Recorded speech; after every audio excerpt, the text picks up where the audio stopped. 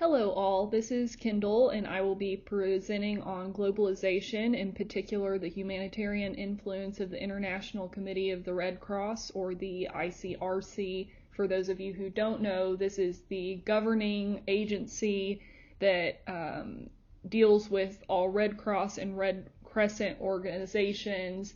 They handle humanitarian efforts for the war wounded, prisoners, refugees, civilians, and non-combatants in and around war zones and conflict areas.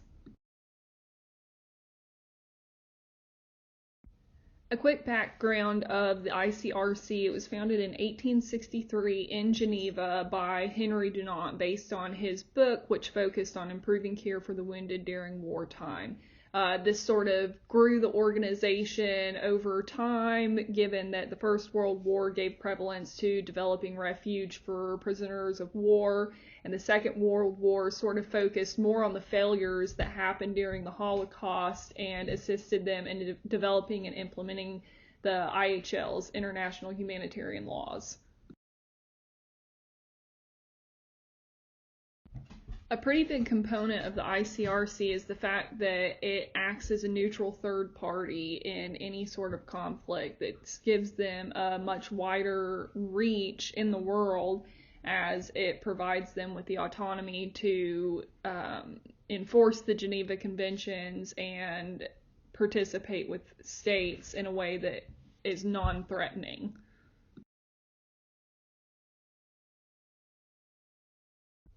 I really like this graphic because it really goes to show the significant impact that the ICRC has globally and the reach that it has to connect people across the world with the resources necessary and volunteers. They have over 20,000 staff in over 100 countries, helping people affected by armed conflict and violence, and the red denotes areas that have key operations within them. The ICRC actually has a spot in UN General Assemblies. With this, they generally advise on and assist in enforcing humanitarian law and policy, and one of the huge ways they do this is through the Geneva Conventions.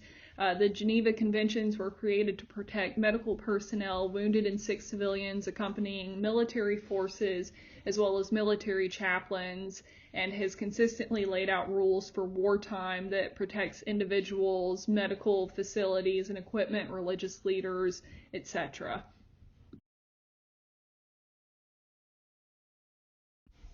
The ICRC also assists asylum seekers and refugees who are seeking to migrate out of their conflict-ridden countries. This assists in cultural globalization by moving these refugees and asylum seekers to different areas and reconnecting them back with families and integrating them back into society in safe environments. One of the ICRC's bigger missions is in regards to education, and they believe that it enables people to live and rebuild their lives with dignity, and really is a huge outreach program for adults and children alike.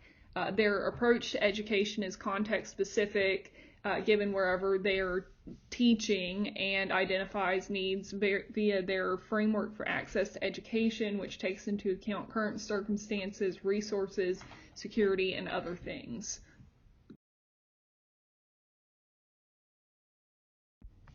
In regards to global health, one of the missions of the ICRC is to provide safe and sustainable national blood systems. This is pretty huge globally, as it has actually developed into some pretty significant life-saving operations. It has reduced child mortality globally, it has improved maternal health, and it has assisted in combating HIV, AIDS, malaria, and miscellaneous other diseases.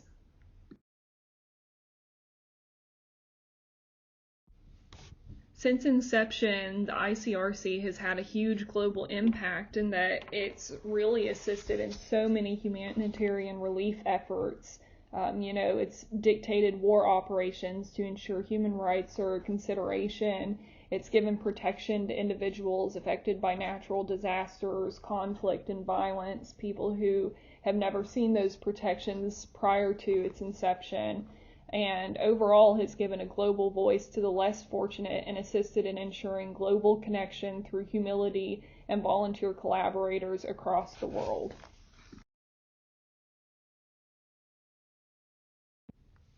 This concludes the presentation. I hope you now have a better understanding of how the ICRC has impacted the world, as well as how significant their reach is internationally.